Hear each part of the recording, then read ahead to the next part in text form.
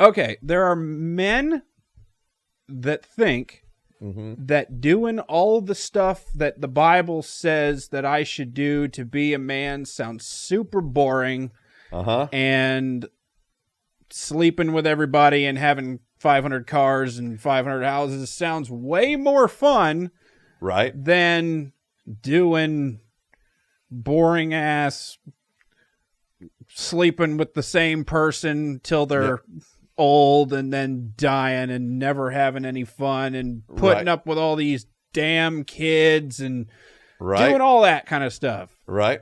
So what do you think about those people? Yeah.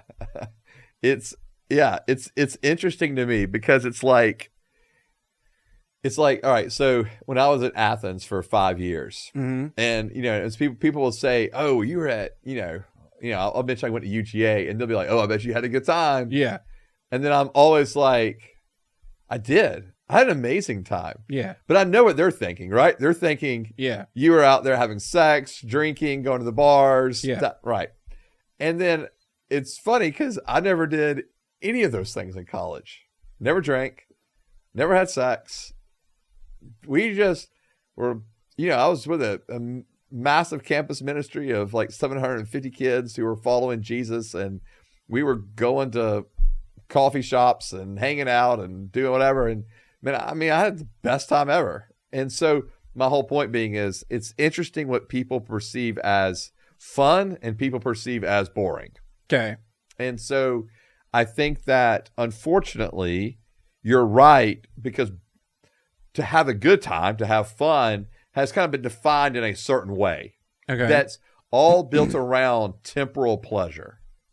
Okay. Right? Because the Bible even says, like in Hebrews 11, that, that sin is pleasurable for a season. So when you're engaging in, oh man, we're gonna go out and party and we're gonna drink and we're gonna have sex and we're gonna just do stupid stuff, and right, like that is labeled as, oh, that's having fun. Well, those things can be fun, like if I just put it that way, right? Yeah, like that can be fun. But for me, I was able to have fun in a way that didn't involve any of those things, right? I've got no regrets from those things. There's not a night in my college life that's missing because I just blacked out and don't recall.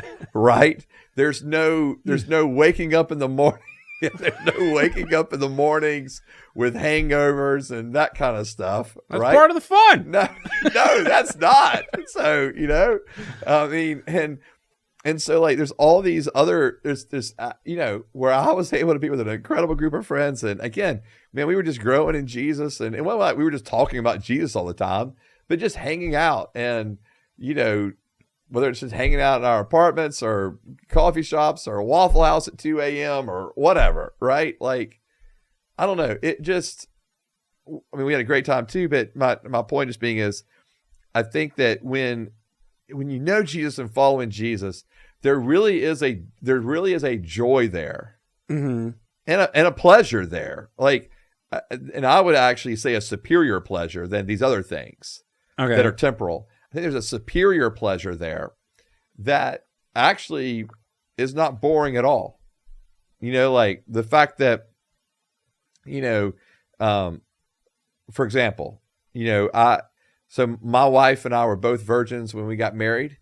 So I will, my prayer is real virgins or born again virgins? No, real. Okay. Yeah. So like for me, that born again virgin stuff is complete crap, right? It's not that it's complete crap, Nate. I don't know if that phrase needs to be used. Okay.